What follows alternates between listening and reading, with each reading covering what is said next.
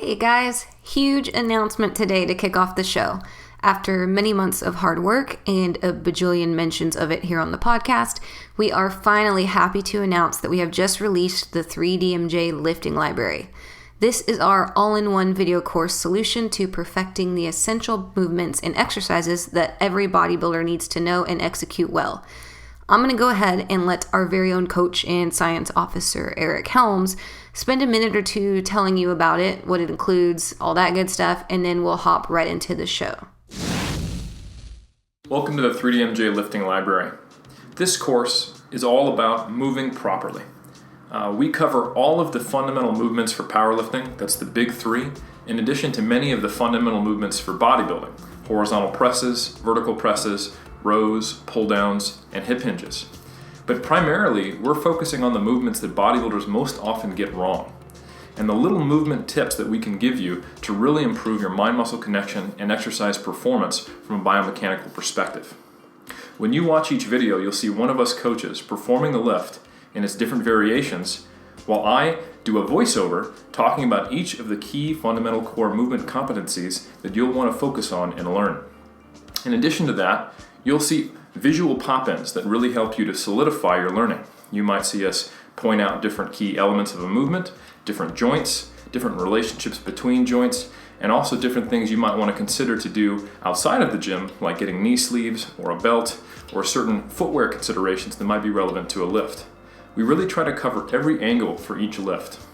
Not only do we cover the main movements for powerlifting and bodybuilding, but we also really focus on those movements that bodybuilders get wrong just a little bit, things like lateral raises or calf raises. In our experience, lagging body parts are primarily due to misperformed exercises, and we want to try to solve that problem for you. So if you're interested, sign up for the free trial. If you give us your email address, you can get 2 free videos, both the squat and the lateral raise. And if you like what you see, you can sign up for the full course and become a student. We hope to see you there. Hey 3DMJers, this is Andrea Valdez and you are listening to the 3D Muscle Journey podcast. Today I am talking to Jeff Alberts and Eric Helms all about systematizing your training, your nutrition, and life in general. We'll start this episode with some examples of how we establish flexible training templates for some of our athletes and why that pliability is so important to their success. We'll then venture into each of the coaches' lives, their priorities and decision-making strategies that they live up to and expect of themselves on their own journeys. Hopefully, when you finish listening to this, it will be a wake-up call, or at least a solid reminder of why you need to step back every once in a while, evaluate your needs, set your own standards, and create contingency plans for when things go wrong. You know, because life happens and schedules change and injuries pop up and other people in your life have needs and all that good stuff. So stick around, guys. This should be useful for any athlete or trainee at every level of performance, and we really hope you like it. As usual, if you have any feedback or comments on this episode, go to 3dmusclejourney.com or to our YouTube channel at youtube.com/team3dmj and leave it under podcast number 105. Please enjoy our episode on creating your systems with Eric Helms and Jeff Alberts.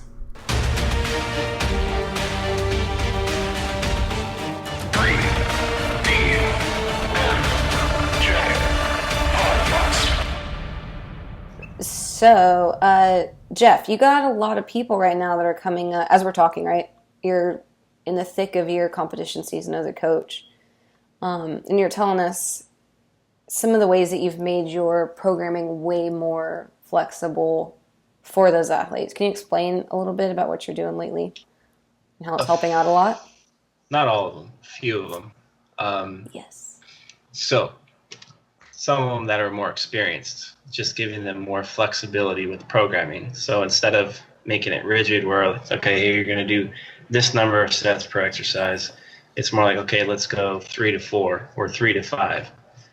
Giving them a rep range instead of a hard rep target, and then giving them RPE ranges as well. So that way, based on what they're experiencing in the gym, whether it's a good day, let's say, where they're energetic, or maybe it's like an off day, they can opt on how much volume they want to do, like how many sets they want to do, how intense they want to go.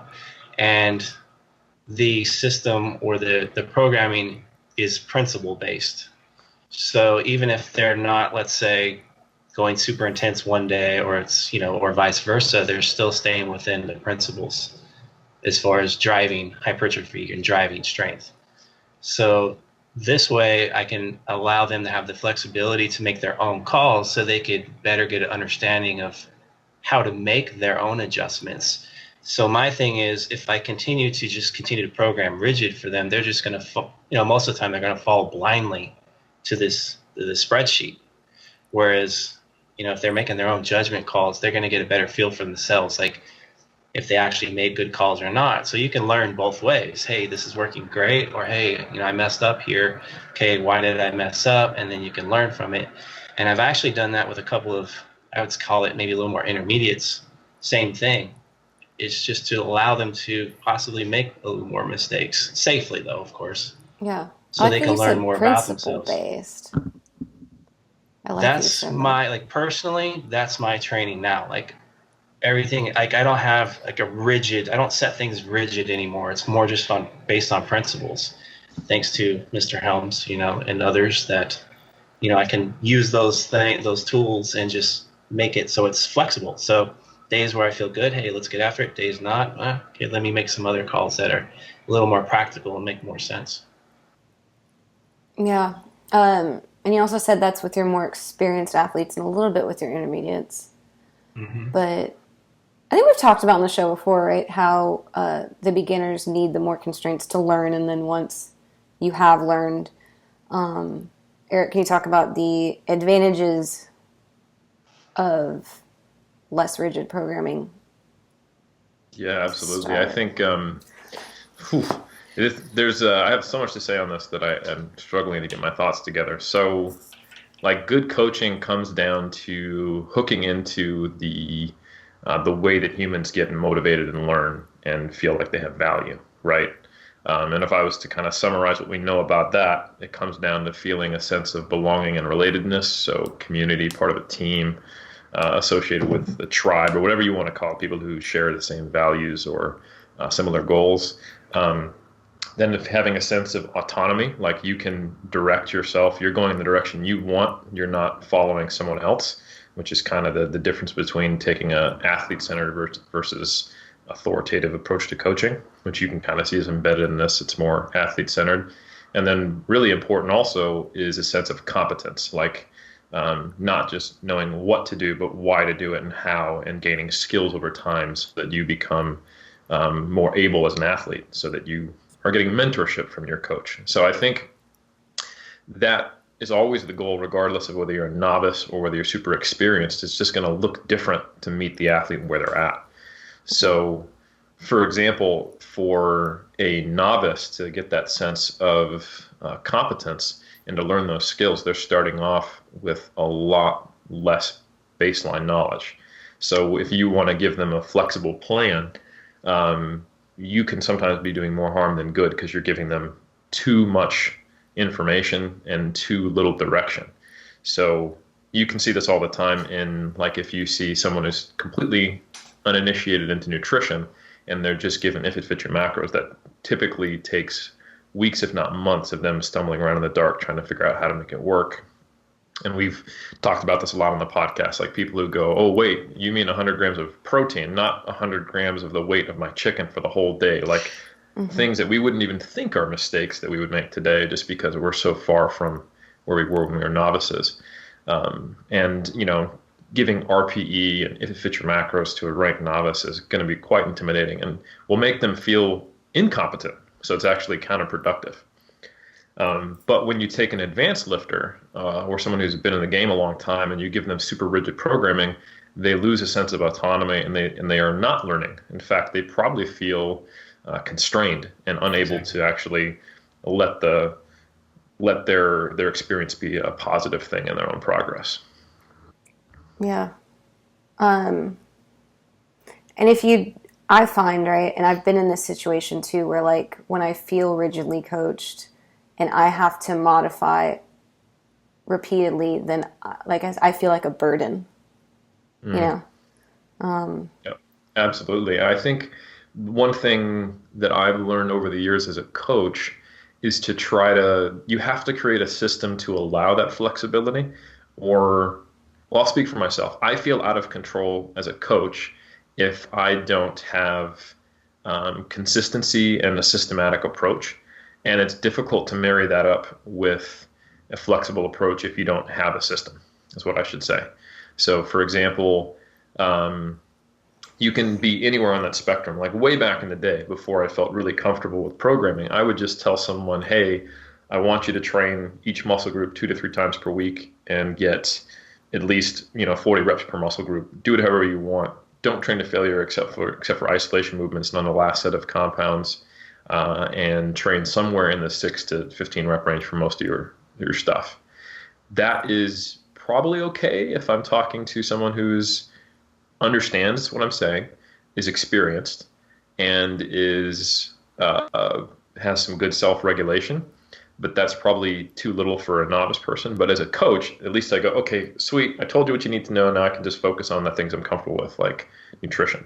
But I don't think that's optimal. A better way to do that is to come with someone with structure that results in that, and then gives them principle-based flexibility within that. And that's things like RPE ranges, progression guidelines. They know when to go up, a flexible template like, hey, we need to get this amount of work done or these days done, and you can change the order if you're feeling jacked up. And you give them ways of doing that. I think it's like if-then statements or contingencies is kind of the key.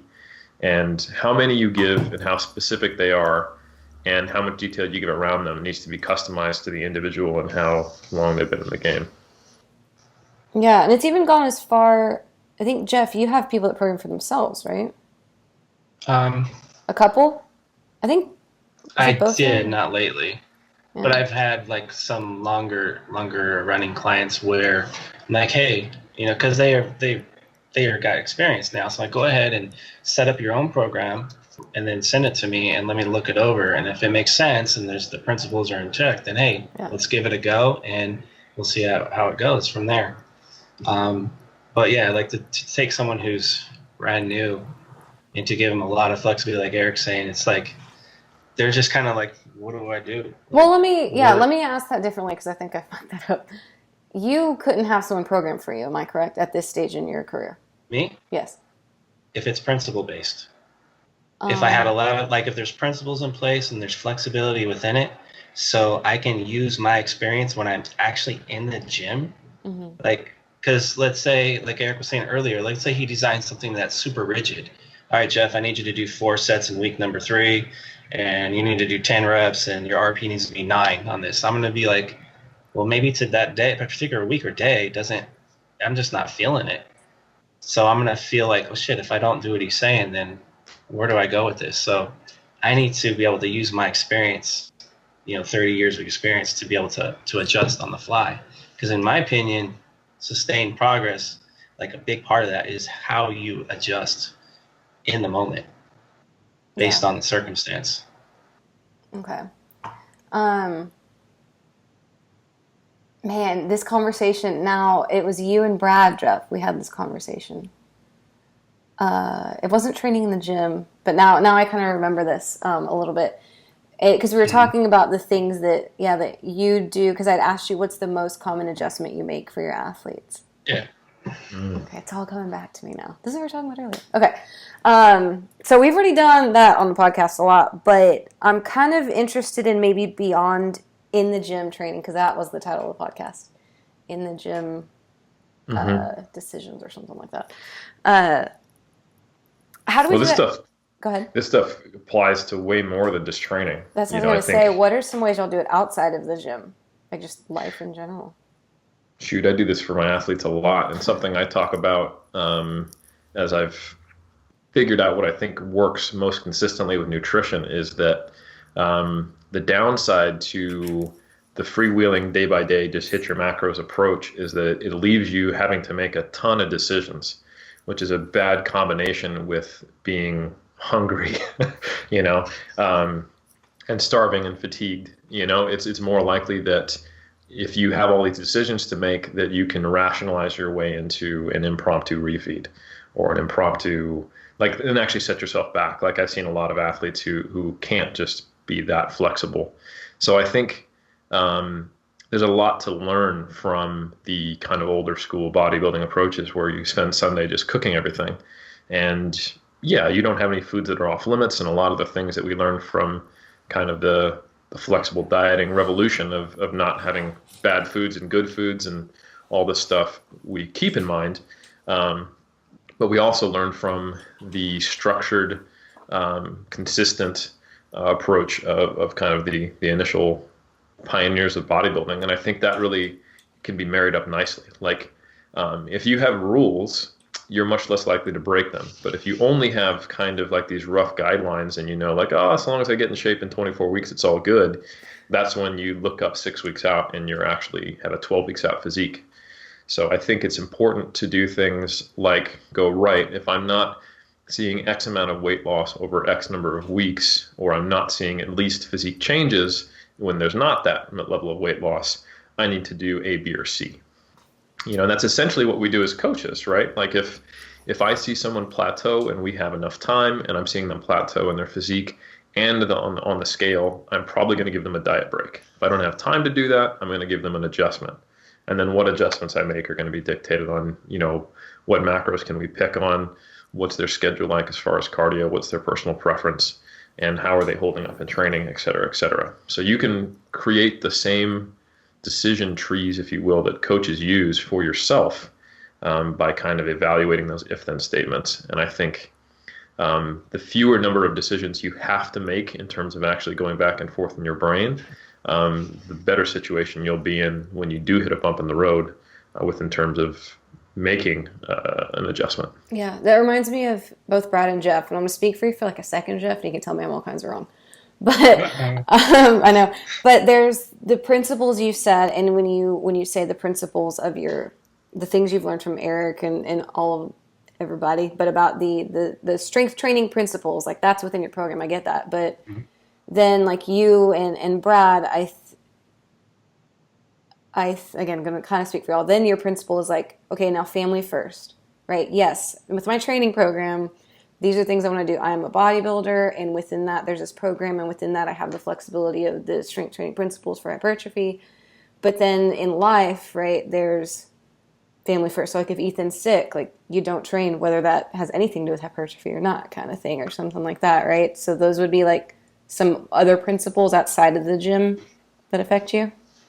And tell me I'm wrong if I am.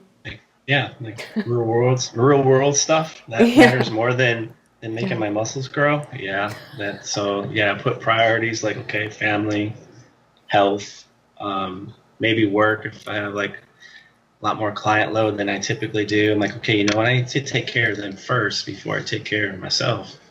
Because again, if those things outside the gym start getting out of whack, then it makes life in the gym harder, like even more stressful. So in my opinion, quality of training is going to go down, like if you're stressed outside.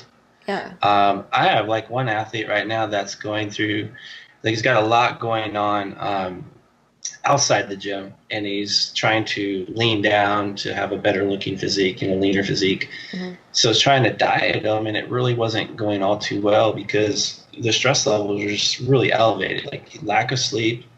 He was the restricted calories plus the life stress was like really escalated. So I just said, okay, we're aborting the dieting. So immediately went to higher numbers as far as calories, and his weight just basically just stayed the same on a big increase in calories. So right there, that told me, okay, yeah, you're definitely overstressed. Mm-hmm. Body's just stressed. And, his thing was, or is, I want to get these things, like he's trying to do some things, productive things in the outside world, like business and all that. And he's doing it on lack of sleep, really. And I'm like, that's the thing that you're like right there, you're making a bad decision by not making sleep a priority, because that's what's probably disrupting everything else. In my opinion, if you get good quality sleep, even if his thing is like, if I stay awake longer, I'm going to be able to do more work. Mm-hmm. That old saying, hey, I gotta go. But I mean, if you're tired and fatigued, you're not going to be too efficient when you are awake. So I'm like, hey, get some more sleep. And the hours that you are awake, you're going to be far more productive.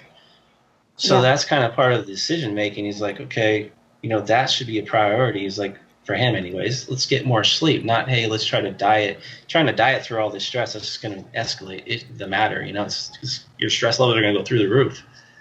So that's my thing is like, okay, like I said, the stuff outside of the gym, that needs to be prioritized. Yeah. And the decision making, like, okay, sleep, make sure your nutrition is adequate and all this stuff in order to make the engine run inside the gym.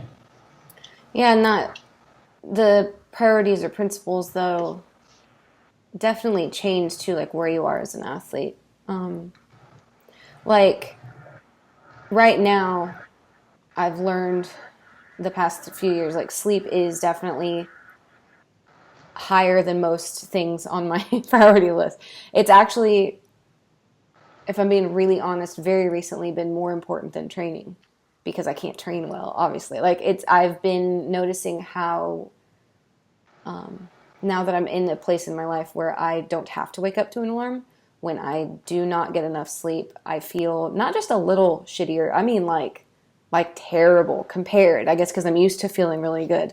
But I know that there was my first 4 or 5 years of trying to live that life, and bodybuilding was more important than anything, and looking a certain way was more important than anything. Back then, if I had something to do midday or like in the morning, I would wake up early, sacrifice sleep to get my workout done, because psychologically I would be kind of jacked up the rest of the day if I didn't get my session in. And I don't think that that's healthy and that's not long term, but I know that like looking back, that was my decision-making tree. And I don't think that's right or wrong, but that was literally like, I can't focus on work if this isn't done. I can't focus on anything because in the back of my mind, it's like this thing of eating at me, right? And especially if I was in prep or dieting and I had these like really hard goals and I was being the way intro bodybuilders are. But now, again, like it's the opposite. I have a structured program, but if things need to get pushed back because I didn't sleep, like that's the way it is, and that's my go-to decision, right? And I've made these, like Eric and I were talking about earlier, I've made these decision trees or rules for myself that if I don't sleep less than 5 hours, I don't train. If I, there's just things that used to have consequences that don't now, and vice versa. And I feel like that's a really useful thing that's helped me with the decision fatigue and helped basically everything in my life to have rules, but they don't feel hard rules because they're really selective to like me and where I am in my life and stuff. Eric, I feel like you have to say something now that you're done eating your bar. You unmuted yourself. I felt like we were ready. I'm so ready. What is or maybe I just cut Jeff off, though. No, maybe I just cut Jeff off. Did you cut me off? No, my thought is, like, what I see a lot is people make emotional decisions. Like, they're making decisions in a state that they shouldn't be making these decisions. Because it wasn't pre-planned, what you're saying. Like, it wasn't determined ahead of time? Well, it's like some people, like, if they're in the gym and let's say they're not, or like maybe they shouldn't be, like maybe they only got 4 hours sleep. Mm-hmm. And that emotion of like, I need to get after it and get shit done because I want to make gains. Like they just ignore the fact that they're tired is I was going to say the F word. They're tired as shit. Okay. Yeah. But they ignore it because they're fearful or they're insecure or they just want to get after it. That they just ignore how they're actually truly feeling. Yeah. And that's sometimes you can get in hot water doing that, especially if it's repetitive. Yeah, I mean, and there's unless you make that decision, you're like, oh shit, that was a bad workout. Okay, why was that a bad workout? And then you figure out, oh, probably because I only got 4 hours sleep. Okay, let's not make that same mistake twice. So then, yeah, I mean, so like that's how you build probably your decision-making tree. Yeah, trial and error. You have to go through. Yeah, you have to go through it and start taking notes on this stuff. Yeah. Some people listening, though, might be like, well, Jeff, you said you have to have flexibility within your system. And you said that you have to be able to see how you're feeling and make adjustments. How is that different than making an emotional decision?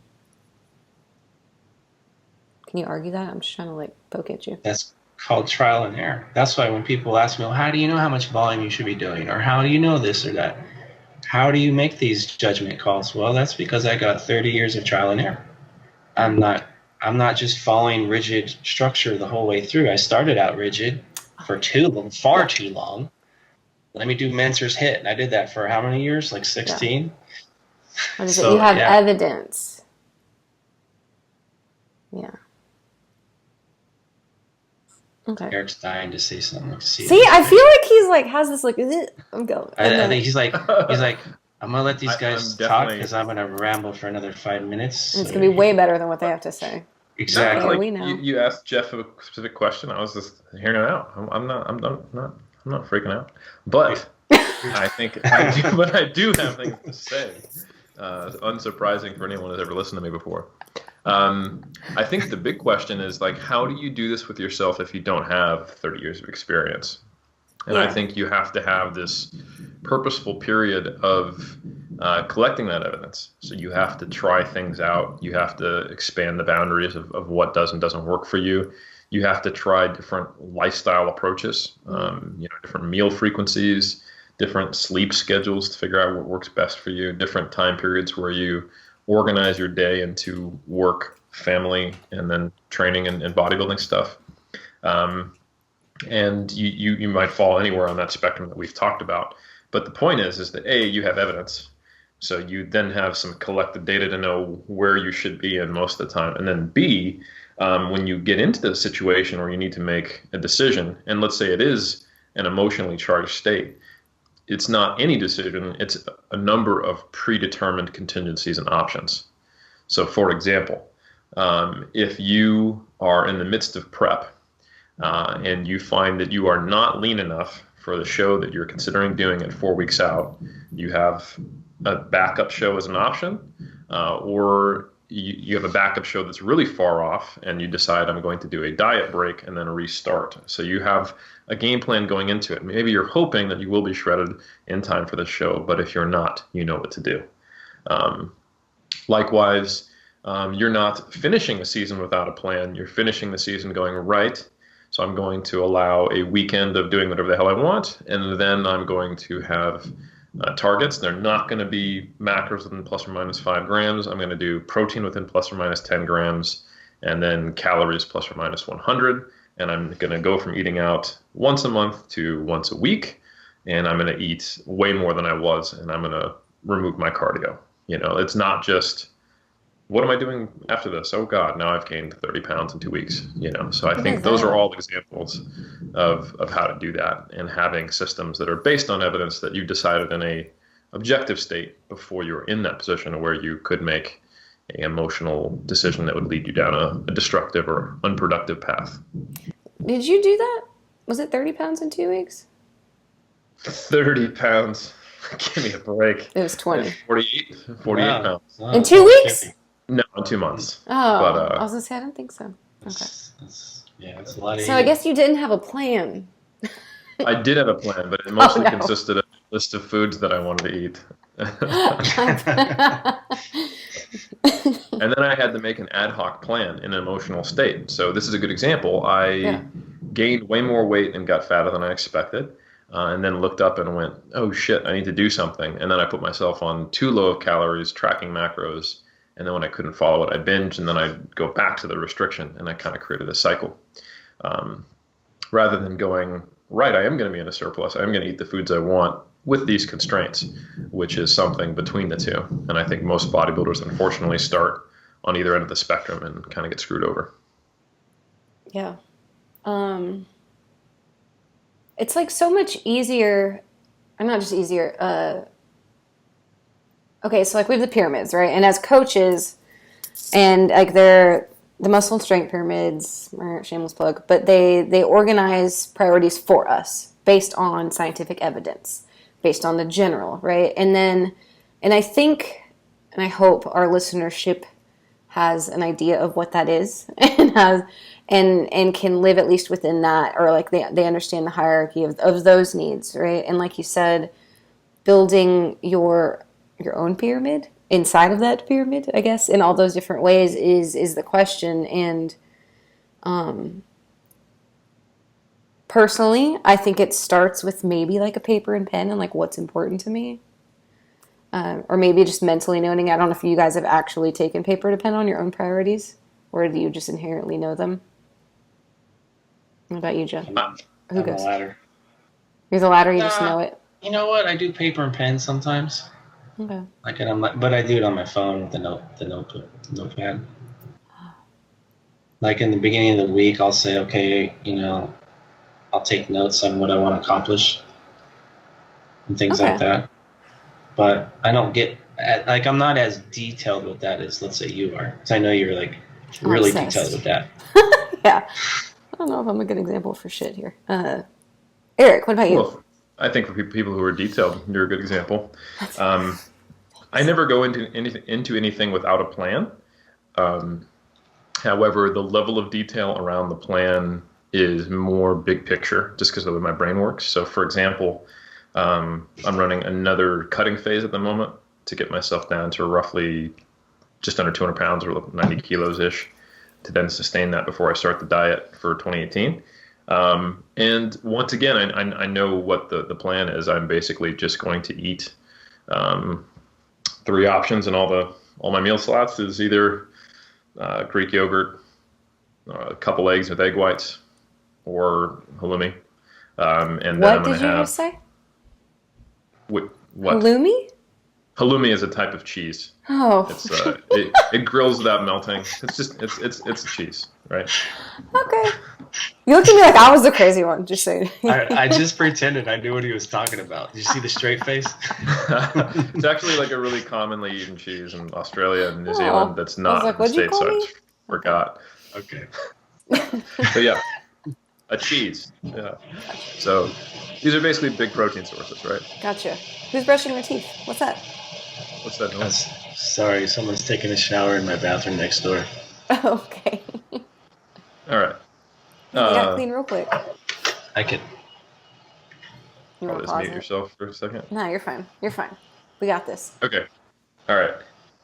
So I have a slot for each one of the meals on days where we don't have dinner together, my wife and I, where I know I'm either eating eggs, cheese, or Greek yogurt for my protein source, and then I'm having 3 pieces of fruit per day, and I'm having a couple Quest bars and a scoop of whey around training or for breakfast. That gets me to my protein target, and that results in calories being somewhere between like 1,800 to 2,200. Cool. And then, yeah, it's a mini cut, Good not a for big you. deal. And then Yeah. 4 days a week, we add a dinner to that, which is basically that plus another 400 to 500 calories. So I'm up, into probably a little more than that actually, maybe 600 to 700. So I'm up around the 25 to 2,800 calories 4 days per week. So if you look at like the average calories, that's me losing around 1% of my body weight per week.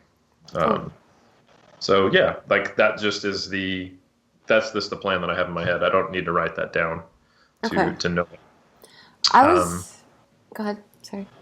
Yeah, and then for more specific outcomes where, like when I actually start prep, I'm obviously going to have my macros tracked. And they will change based on the input from probably Berto for the most part, but we're going to collaborate on that. Okay. I was actually thinking, not that that's not useful, all that was really useful. Even more macros than that, like when I feel like I need it, I'll be like, okay, how's life going? And I'll just get a pen and paper and be like, okay, work, maybe work, I don't feel like I'm giving enough hours to work. Maybe I feel like I need to push for more sources of income. Maybe I feel like I need to spend more time with my family for this next however stretch. Like those kind of priorities, like right now. And then it's like, okay, as an athlete, it's still real macro. And like for the rest of the year, I just want to continue to get healthy. And then starting next and gain strength, like just strength. And then next year, more skill-based work. Maybe have a knee surgery that I may or may not need. And then, but like, those are the kind of things that I have to set for myself. And like I said, I was thinking like with Jeff and Brad, like they might not need to write down that family is first because they're raising children, right? But there are times in my life where I've had to be like, okay, I just moved from from California to Texas. Let's dive into family real hard. My grandma's getting pretty old. Like that matters a lot more than it did maybe 3 years ago right now. So if I need to go home, I do when the training falls back or whatever. But then there was those 2 years where I was really training hard for a sport, and training actually took precedence over a lot of other things that it doesn't always, Mm-hmm. I think I do the same thing. I just don't just in your write brain. it down. Yeah. Yeah. But doesn't it make I'm it like easier for the smaller ones, the smaller decisions, I guess? so the more detailed decisions I definitely write down. Like I Yeah. will write down my carbohydrate, fat, like my macronutrient Yeah. targets, my training schedule, um, my exercises, and like my microcycle of training, my microcycle of nutrition. Essentially, I'll write down my schedule. Like I have a Google Calendar that's way marked up, just so I can see where I need to be. Yeah. And then big picture, I'm assessing, what are my current priorities, and then everything else you only have limited. The more you decide what your priorities are, it forces other decisions, Yeah. which works out nicely. So, for example, if I go, right, I'm going to get on stage in 2019, that means I need to say no to any more conference opportunities I get from here on out, because traveling and dieting is hard, and I'm already going to travel to the States once or twice to compete, right? So basically, if anyone else emails me and says, "Hey, do you want to come speak here?" I know the automatic answer is no. Yeah. Likewise, I know that, okay, I'm recovering from a neck potential injury, so I'm not going to be doing overhead pressing or any of this, and I'm not going to be trying to push my squat or deadlift up to, 1 RMs, because I'm not focused on powerlifting. So I know my training is going to be completely focused around bodybuilding and hypertrophy. So that's what that's going to look like. Yeah. That's and then exactly macro, what I mean. know. Yeah, exactly. So Yeah. I want to start my prep at a time point that allows me to get lean by May or June. That means I either need to start dieting in November or get leaner first and start dieting in December or January. So how long is it going to take me to get lean? And then after I get lean, how long do I need to stabilize my weight, increase my calories, and then hold that weight? Okay, that means I need to diet sometime in August or September. Hold on, when am I traveling this year? Oh yeah, end of September. Okay, so I'll diet mid-August through the end of September, and then I will just maintain weight for the rest of the year and start dieting in December. Yeah. So everything else kind of spills out of that. So I do dedicate time and energy thinking about it, but I don't necessarily need to write it down, because I have associated triggers in my life. So I know when I leave to go to Canada, I'm done with my diet at the end of September. Right. Well, I mean, I don't want people to think that I'm thinking because if you use a pen, it's magical. Like, that's not what I mean by do you write it down? But I mean, more than that, it's I feel like the power of let's stop, dedicate an hour or 3 to just think about what the hell I'm doing. Because, we all get stuck in this, everyone gets stuck in the pattern. If you don't stop and take a step back, it just kind of lets itself go. Well, you're not wrong. And I think people who are listening to this will either listen to me saying, wow, I don't know how you can figure all that out without writing it down. And I think there are other people who would go, yeah, you just think about it and you do it. But I think what we're both saying that's the same is you dedicate time and energy towards getting a plan together and getting potential contingencies and ways to adjust that plan. I think how you get it conceptualized is less important and probably more individual, the way people learn and process their thoughts versus the plan itself. Yeah. Yeah. Thanks for saying that all the ways I meant to say it, as usual. I'm here for you. How often do you reassess that? Since you just gave this big old whatever, is it just by year, or I know my next athletic goal is this, it's this many years away, and therefore, like you said, this decision makes all the other decisions fall into place and way easier because they align with it. I think some elements of being dogmatic, obsessive, rigid, and stick-to-itiveness in my personality helps. I am pretty good at keeping the goal. I think in my brain, no matter what, I was going to get a PhD at a certain point. I think in my brain, no matter what, I was going to compete until I got my pro card. I think there's a cost to that. For example, in 2009, I just ran out of shows. And then I was like, well, I'm only going to start looking worse from this point on. I've been dieting from January to September, and I'm looking like it, even though I've gotten leaner and my physique's better. And I'm simply not in a position where I can win this year. So I need to take 2010 off. But that mentality never went away. I'm going to compete. And then 2011, I got right back on stage. And you could tell that I didn't have the same drive to compete for the love of it, because as soon as I won my pro card, I was done. I couldn't even get myself to die another 6 weeks to get on stage with Jeff, which doesn't make logical sense. But that is the cost of having that rigidness. So during my PhD, I was willing to go live for 10 weeks in Florida and by myself, and collect data traveling to another lab, because that's what I needed to do to get it done. So I think there is a certain element, you do have to flip some switches and say, so long as they're reasonable goals, this is going to get done no matter what. So for example, when I say I'm going to get on stage on 2019, unless something physically prevents me from doing that, like I get in a car accident, or like what I might have thought would happen, my neck injury would have required surgery, I can almost guarantee you that I'm going to. And I know that from just the way I have been for the last 10 years. Same thing with business, same thing with like certain personal ethics rules that I make are hard lines. I think that's the way I operate. I don't know how useful that is to other people, but I create commitments to something. And once I've committed, I need some pretty out there occurrences to make that change. I think when you have a whole plan built on I think so, probably, then it doesn't go well. And I've seen that as a coach, like when athletes, like the athletes who do really well at going, I'm just going to diet until I'm shredded and get on stage, they're committed to getting on stage. But when you have an athlete who's dieting until they're shredded to get on stage, because I think I want to compete, they never get shredded because they keep finding a way to talk themselves out of it. So I think that's just one example. So I think you need to have a flexible system to get towards a goal that is pretty much not going to change because you're highly committed to it. Yeah. Yeah. All right. Jeff, when you think about your athletic career right now, what are some things that you don't have to think about that drive other decisions, if that makes sense? Good question. Well, like you've decided, do you want to prep next year?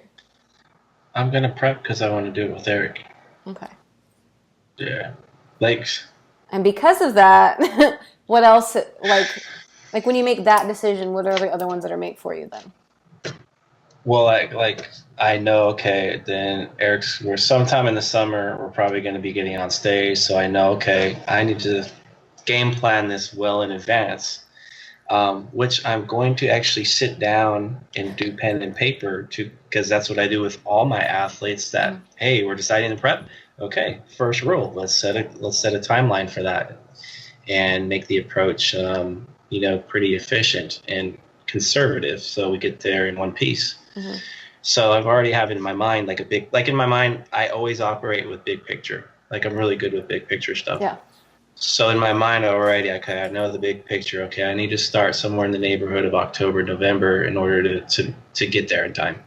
So it's just a matter of okay, once I sit down and put the nuts and bolts together, then it'll be more detailed because I'll actually have the spreadsheet set up and all that. But as we start moving along, I'll have to make choices that stay true to the big picture. And I think that's where people go wrong is they get lost in the day-to-days because they lose sight of the big picture goal at the end. Mm-hmm. And I mean, if we're talking prep perspective, it's usually in the beginning, you're really motivated, a lot of energy. But as the prep goes on, you get a little bit deeper, things get a little bit darker. It's easier to get lost in those darker moments where you start making the wrong decisions, the wrong choices, and it gets you further away from that goal. So that's kind of how I operate. It's more like big picture, put the plan in place, start executing, and I'm like, okay, make the best decision. That's kind of what I try to do day to day. Just think about what's the best choice. And that could be as simple as okay, I'm setting my alarm at 5 because I know I need to get my cardio in before the family wakes up. Because if I don't do that, I'm not going to get it in. And then if I don't get it in, that's going to delay, for me personally, my fat loss by a day. Okay, that's one day that's wasted there because I'm not getting in the activity I need to get in. It could be another decision, a bad decision, like, hey, I overate my carbs by 50 today. Just one of those in the moments. And so it's like being aware of in the moment decision making that can change trajectory. And that's what I kind of preach to my athletes. Like, I think that's the biggest reason I'm seeing a lot of success this year with my prepping athletes, is because I'm really kind of keeping them aware of these choices, how it can change trajectory. Yeah. Andrea, I think you actually have said it really well, in that you have to realize that when you commit to saying yes to something, you're also committing to saying no to a lot of other things. Mm-hmm. And I think I can speak from experience. I have a tough time with that because I want to say yes to too many things. Yes, you do. It's just kind of, but I've gotten better at that. So like, for example, if you say yes to even a pretty flexible like recovery diet, you're actually saying no to at least a few of the times your friends want to go out and eat and just party with you post show. Because if you're self-aware enough to know, man, even with a target of 3,600 calories in the current state I'm in, if I go out to eat, it's probably going to result in closer to 4,500. And maybe I could do that once a week and then make some other adjustments, but I can't do that twice a week if I don't want to be in a worse position and unhappy because of where I'm at in 3 weeks. If I say yes to doing my PhD, that means I need to be rigid and say no to dieting and getting on stage, or both will suffer, right? Right. If I say yes to having a child, that means I'm saying no to doing a show during this period where not only will my show suffer because I have a baby in the house, but the raising of my child will suffer. And I can think of a ton of options like that. Like if I say yes to doing 5 meets in a year, I'm saying no to not doing 1RMs 5 times in a year and having to do a peaking cycle and potentially having the ability to do recovery blocks or low volume areas, and training through pain that I probably shouldn't. Or at least I'm exposing myself to the emotional decision of wanting to train through pain when I shouldn't. Mm-hmm. So I think there's a lot of maturity and foresight required that you may or may not have on your own, that you can borrow from a coach, or ideally, if you don't have a coach, you can borrow from a saner version of yourself that maybe you can have a conversation with. You can sit down like you do, Andrea, and write down, pros and cons, desires, and write down which of these conflict, and actually kind of give voice to the part of you that is a little more objective and the part of you that's a lot more emotionally invested, and see where the best compromise is. And I think that is a very critical thing that you've been highlighting that one needs to do. Thanks. And you're right, saying yes to something, you're inherently, whether you like it or not, saying no to other things, but you're also, anything that you do say yes to or no to, like there's the risk assessment too. Right? And that you kind of highlighted that as someone who, if you compete all the time, you don't get to do all these other things. You lessen your window for these other things, all that stuff. And we just talked about a lot of rules that we have and that we've made, and that we have these trees, and when we make this decision, blah, blah, blah. But within all that, a thing that personally has helped me a lot is that, right, I did make these decisions, and this is the way I want to do shit. But if, like Jeff said, I wake up today and I know I should not do this, what should I do instead? And those are the things that I've found to be really useful as an athlete, as a human in general, but have helped my athletes too, is giving them if-thens, right? If-then statements, contingency plans, like Jeff said, plan B or C and D, or I guess making your own hard lines, right? And like I mentioned, one of mine is if I sleep less than 5 hours, I don't train. I could go foam roll and hang on an elliptical, but I cannot put a barbell on my back. Because I don't think that's a good idea. And if I did it the next day, it'd probably be awesome compared to today. I'm trying to think. Thursdays, I typically don't work much, if at all, because that's Brandon and I's day, and that's something I prioritize on that day every week. Other examples, I don't know. Do you have any more examples like that? Because I decided on these priorities, these things happen. And if I can't, right, for example, if Brandon and I, say he has a shoot on a random Thursday and that's our day, well, then we just move it to Saturday. That's the default, because this happened, this happens. Yeah, I've done Yeah, I've done the flip. Like I'm talking about that family priority thing. Mm-hmm. I've done the opposite where I've told Susanna, hey, you know what? I got to train. These are my training days. I'm making this happen because if I, let's say, go the other way all the time, then my happiness starts to go a little bit lower of not getting able to train when I want and when I need to. So I kind of go back the other way. Like, you know what? Okay, you know what? I'm going to have to tell you from 3 to 4, on these days, I'm making this happen. Well, and there's like the default, right? Like that is your default. Like you said, if you do that more times than not, then progress happens. But like you said, if Susanna is sick and in the hospital, well, then that doesn't happen. Not really that extreme, but there are some times, like if Ethan's sick and he has to do something, then that default gets flipped for just the day. Yeah. Yeah. And I do kind of we do communicate like on the weekend, like before the following week is about to happen. We'll talk about, okay, what's going on? What do the kids got for appointments or whatever? And I'll get it like ahead of time. I know the schedule. So now I can game plan my week as far as, okay, my training and, whatever dinners. We're always like figuring out when's dinner and all this stuff. So getting this stuff kind of organized in advance helps out a lot, but there's always those days where shit just doesn't go according to plan. Yeah. And then it comes down to, for me, it's I think in common sense terms, common sense, what makes the most sense? What's the best decision today? Whatever the circumstance is. Mm-hmm. And that's kind of how I operate.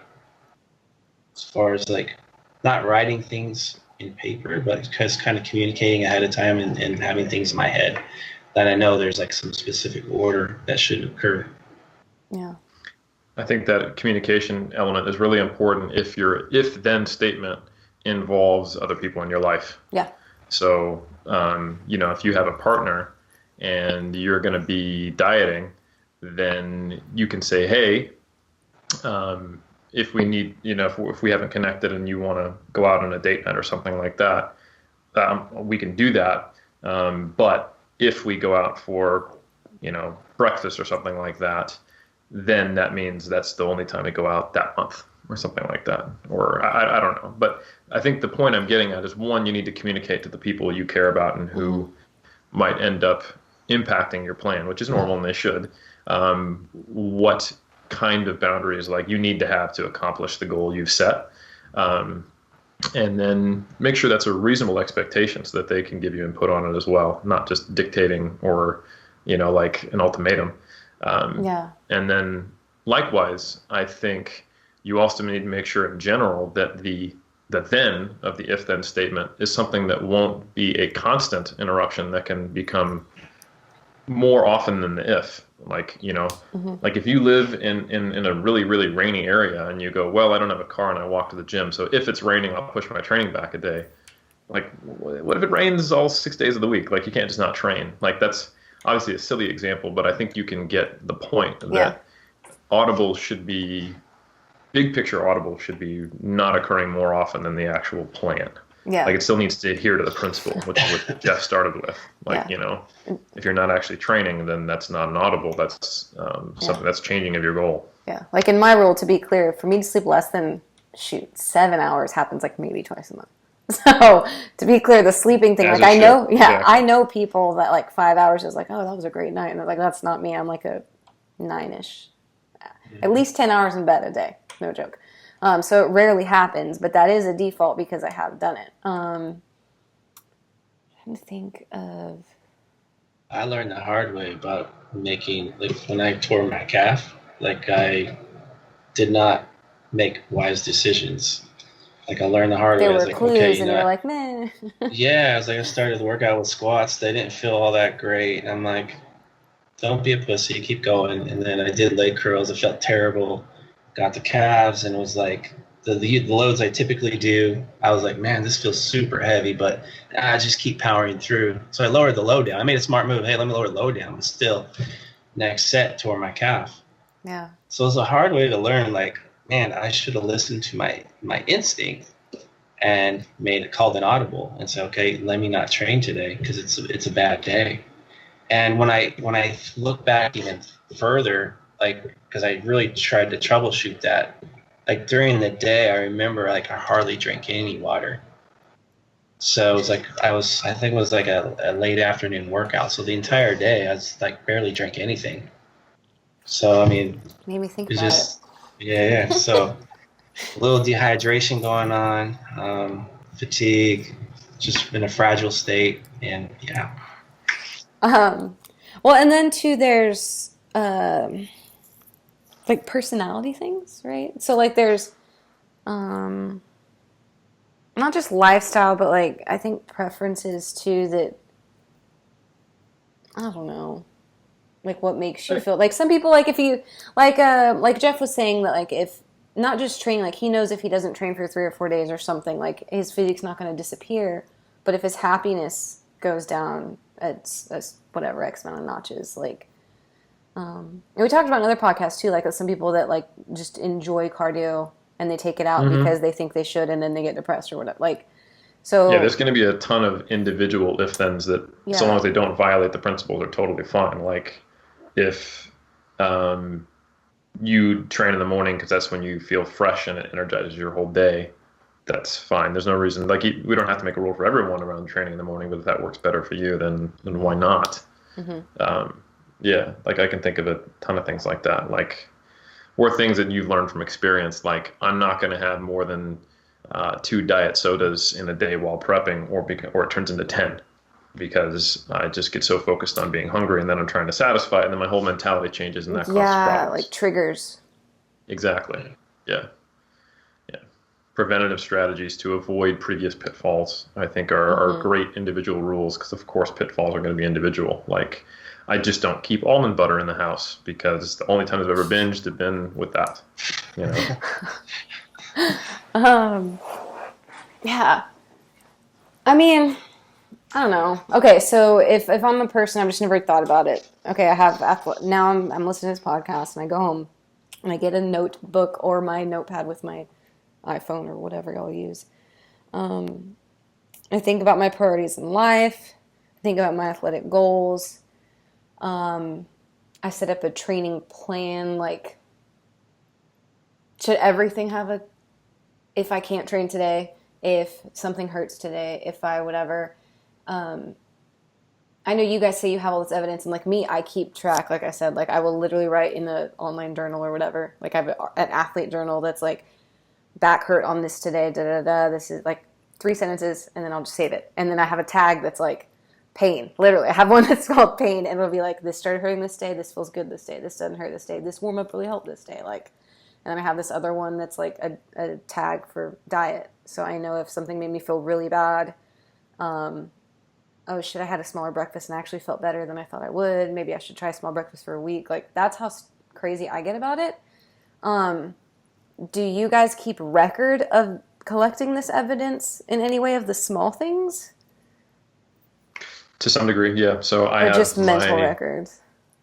a bit both. So Okay. I have my whole training log, Mm-hmm. in tracked in Gravis. So each time I don't follow the plan, it's for typically almost no. The only reason that ever happens is if I have pain on a movement or if I'm traveling, right? So if I'm traveling, I'll always know what the workout is traveling and then what it is. And if I have front squats planned, but instead I did leg press, that means I had a SI joint pain or something, you know. Yeah. So I swapped it out for a specific reason.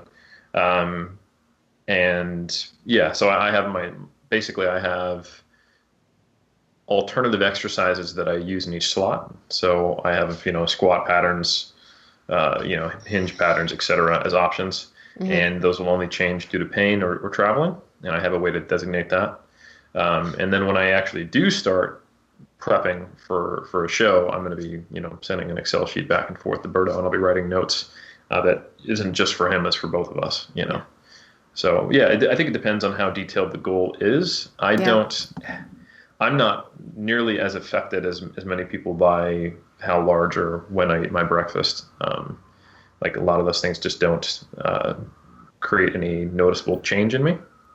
But the thing is, once they reach a threshold of where they do, those are things I Just keep mental. record of. Oh, you do. Or actual, like, SI joint pain. Yeah. So, or hey, like fiber's too high or whatever. things like that. So I think it just depends on the phase and the attentiveness to the goal. But yeah, I would say it's important for people to go home, write down what are my big picture goals, and then what are like the priorities that I have in life, what things need to be in order so I can fit that, and then creating systems for the things that are likely to have to change in the course of that so that you have contingencies. Yeah. Jeff, do you track? I tracked when I was younger a lot, those little small details. I used to take notes a lot. Like I used to write all my workouts in a logbook, and then I would take notes on how certain things felt. Nowadays, it's more mental. Like I have a good memory as far as like what's working well, what's not working well. And because of the experience base, I know how to make adjustments based on those things. So, but yeah, early on, I didn't have the experience level. So I would really kind of take those notes to kind of see what was doing what. But I just didn't have the knowledge to know how to make good judgment calls. So it just took over time of actually going through the experiences to start figuring out, oh shit, okay. Like I'm still learning, like shit, I was trying to squat, like trying to get my squat back to 4 plates, and I kept getting injured. And I'm like, finally, after the last lower back strain, I'm like, why am I trying to beat a dead horse here? Yeah. And I know in my brain, like I can do other exercises to get what I'm after, and that's trying to get bigger. So, but it just took a lot. So a lot of these mental things that now I just use those to adjust myself moving forward. Okay. See, that's funny because I would have handled that completely different than you did. And I'm going to explain, I guess, all the way. Like if I tried to, it's happened to me a lot of times in a lot of different movements, not a squat, but let's just say that every time I tried to squat a certain weight, I was having pain. Like I would probably be like, okay, for the next 4 weeks, I'm going to do deep core work twice a week and lay off squat weight. Still do them, but keep it lower. And then see if that helped at all. And then if not, I would have been like, okay, I'm going to try box squats, maybe with a pause to work on like very specific to this exercise structure and like strengthening my low back or something. And then whatever, like I would, but I'm also not just a bodybuilder, and that those things matter to me, like emotionally, which is, again, not healthy, but like I would be emotionally crushed if I couldn't squat. So I would do everything stupid and crazy like that to figure it out. But that's also not necessarily a difference in systems. That's different choices within a system based on beliefs, needs, and individual experiences with I'm not saying one's right or wrong, but it's funny how differently, like when I hear that, I'd be like, that is not how I would handle it. I would be like running a 2-year experiment or something. So my mistake was like, I tried to relive my past. Like, okay, I know in 2013, that was a hell of an off season because I was squatting X amount, I was deadlifting X amount. Like I wanted to try to duplicate that performance again because based off of experience, that performance led to 2014, my best season. So, hey, let me get back to that. So that's what I was trying to do. But it wasn't like I was feeling like, okay, here's these little aches or pains. It was more like, boom, lower back pain, like on the certain rep, unexpected. And it was like, okay, let me get this back to health. Okay, go to alternate exercises. Oh, I'm healthy again. Let's try to do it again. And after the third time, I'm like, I'm stupid. I'm just being dumb. I'm just trying to beat a dead horse. But it took that much, because I'll admit, emotionally, the emotions got to me. Like I wanted to get back to where I was. That emotion was driving those decisions. And it took a while for me to realize, like, I'm being dumb. That's not practical.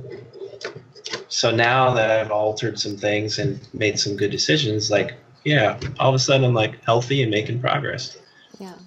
Well, and like if you're a power lifter, like you have to squat. And it's just, so it's subjective in the way you feel about it. It's subjective in whether you're competing in a squat or not. I guess that's kind of an objective thing, but there's, I don't know. I think that's just a really good example of like, we would have different trees, but neither of those are like, they're not stupid, either of them. They're just, even though I said that, and you said that about yours, but they're not stupid. It's just different ways of handling based on what we want out of our back squat. basically. It's also, I think an important thing to point out there is it's good to be aware of constraints that you are imposing on yourself, or limitations that you're imposing on yourself don't actually have purpose.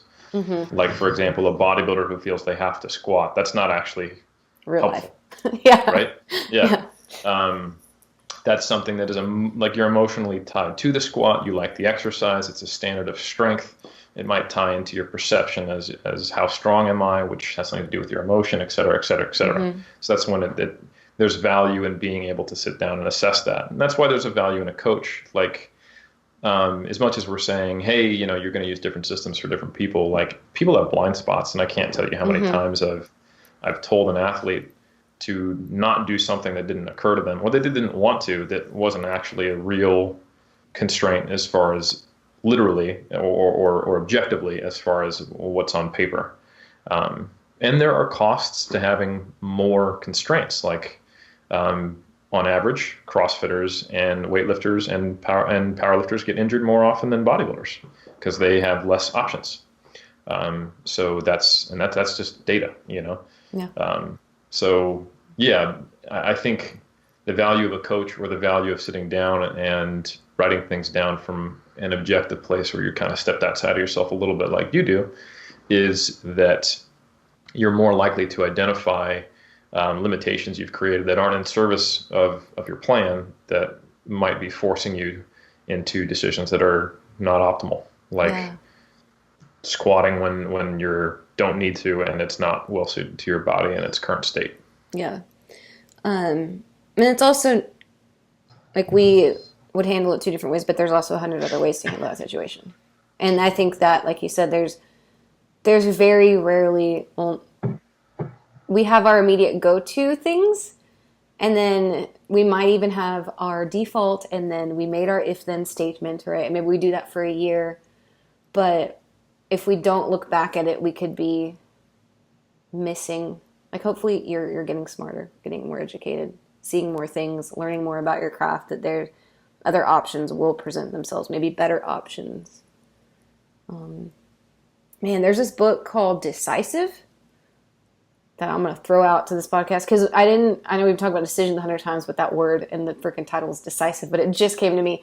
And there's a lot of different exercises in that book that can help you with this. Like, it's basically all the fallacies of decision making, like how we think it's either, like you said, like a bodybuilder for all these reasons thinks they have to squat, but that's actually like not real. But a lot of other things too, like if the 5-hour sleep rule, like I said, it's not like I don't train, but there are other things I could do that are easier that would make me feel like I did something. I could still exercise.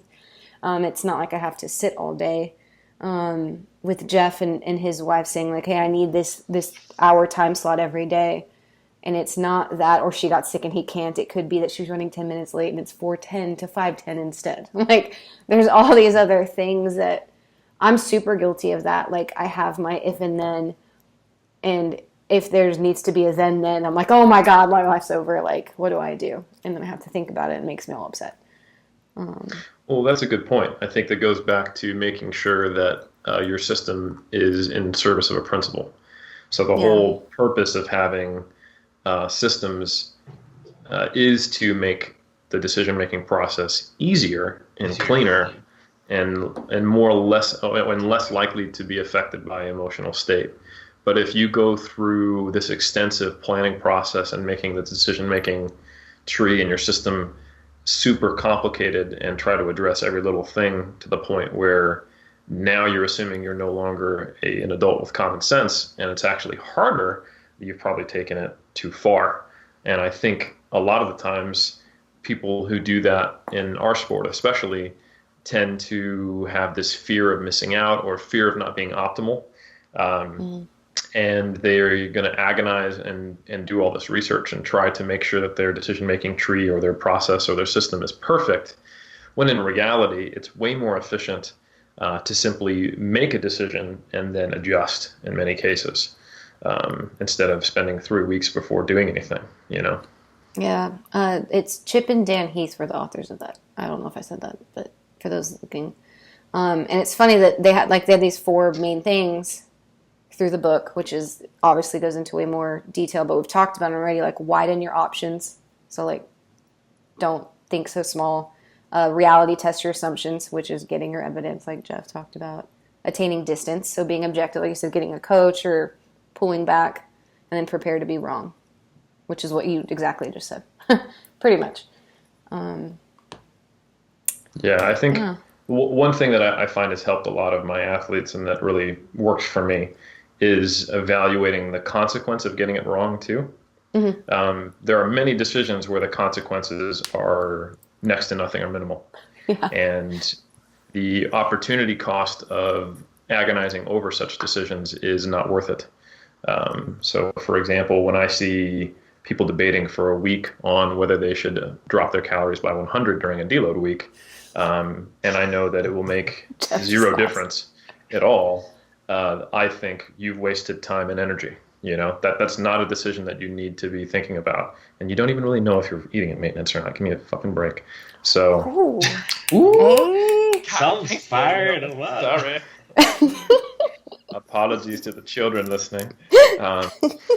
So, like stuff like that. Like when people ask me questions that are a waste of their time and my time because they just don't matter.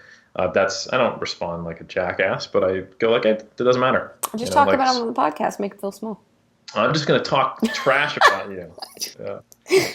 But I think there's a valuable lesson there because I've had so many clients where I'm like, this should be below the threshold of something you think about. You have more important things to do in your life. You are more valuable than this. I think that's a good way to look at it. Yeah, and that's a sliding scale though too, depending on how big your goals are and how close they are. Well, sure. But if you can't quantify the potential negative outcome, maybe you don't need to quantify what you're going to do about it, Yeah. Or it doesn't matter.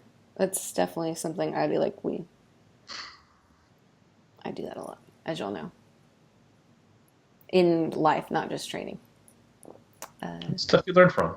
And you also have to look, what do I have to gain if I don't agonize over these small decisions?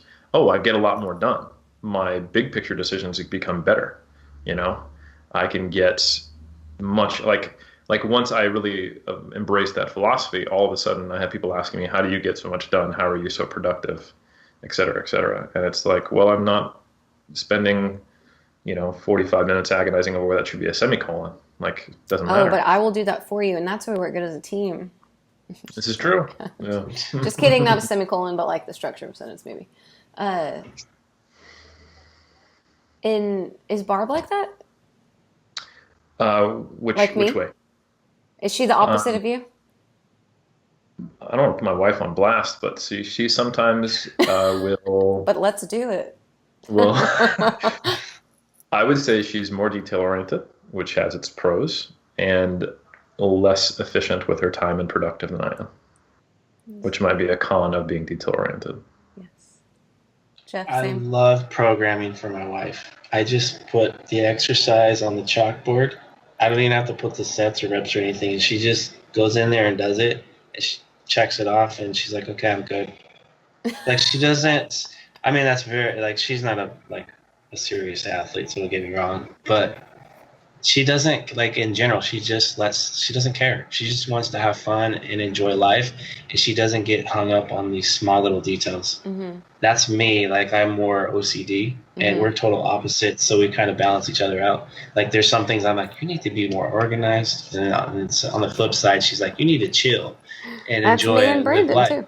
Yeah. So I've kind of taken a little bit out of philosophy in the gym with me at times. And I think that's why right now, like I said in the beginning, like, my training is just more principle based. So even if it's like a day where it's like, maybe I'm a little off here, it's still like, I know it's going to principles. So even if I'm not optimal, like perfect or whatever, it's enough to sustain progress. So I found a lot of comfort in that, and looking more towards the big picture and the principles than these sweating little small details. Yeah, man. Because in my opinion, if you're making judgment calls just on the details without looking at the big picture first, like, that's not the priority. If you have it inside out, it's a big issue. Mm-hmm. That could be a big issue as far as your end goals. Yeah. And that's hard within fitness, which is all on, like, everything's online because we live in 2018.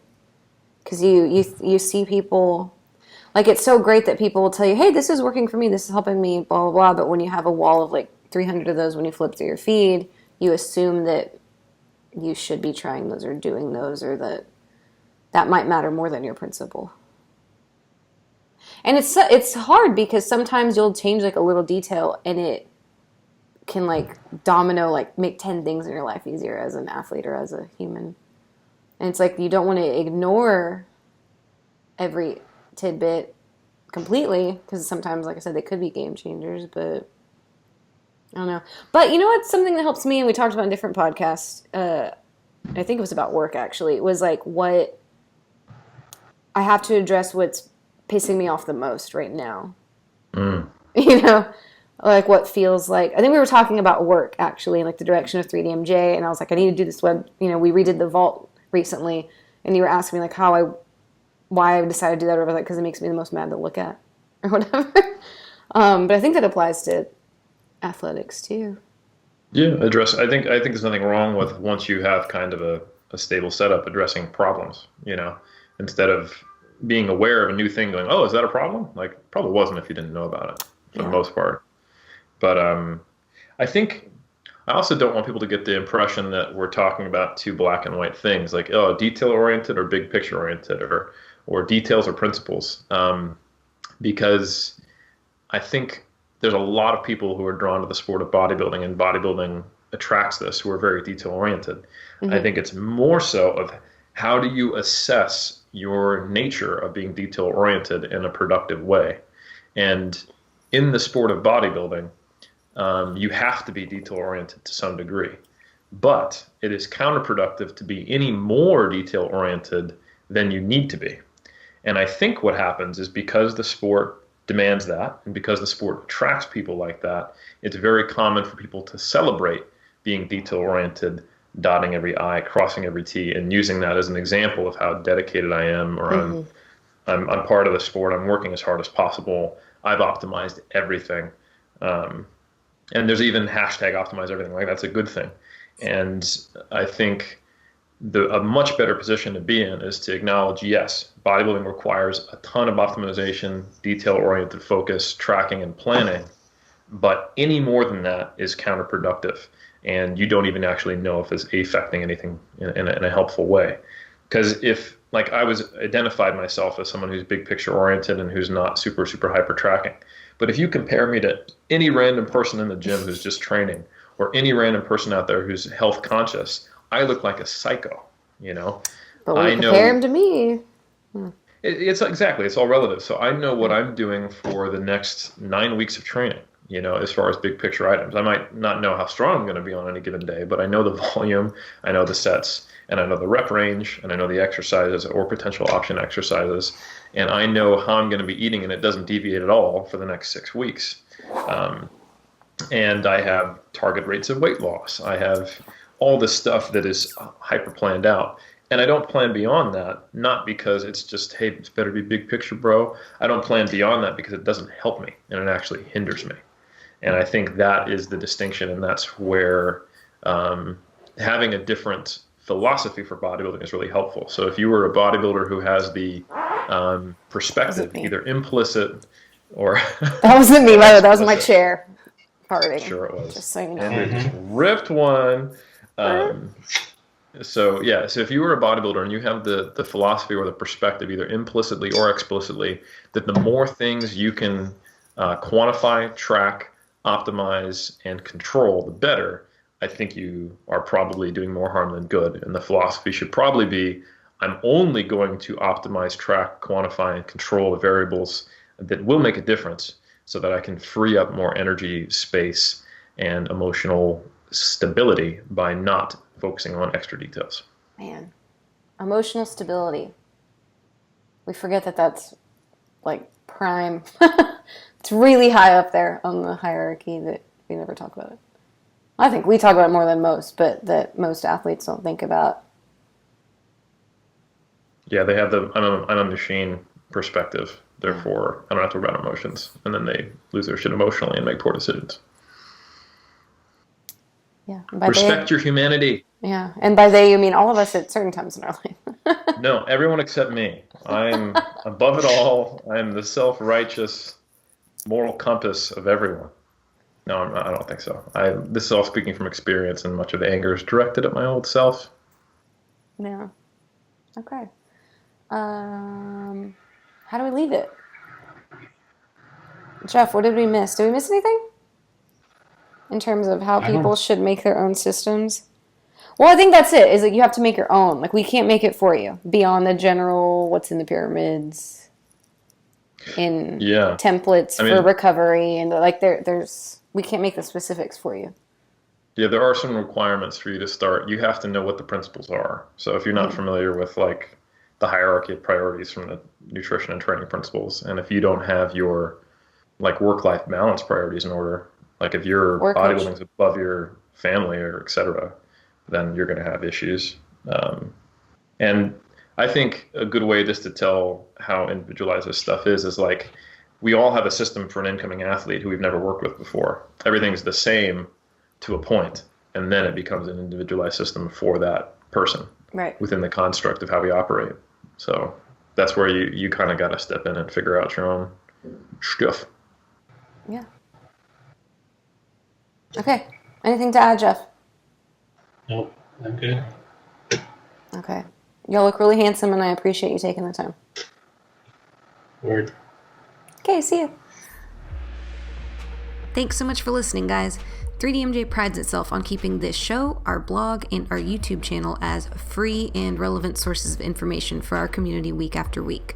We also release additional free video courses as often as possible at 3dmjvault.com. If you'd like to help support our mission and our work, please consider becoming a monthly patron of our endeavors. Go to patreon.com/team3dmj and donate as little as $1 per month to our cause of helping educate and grow the drug-free bodybuilding and powerlifting communities worldwide.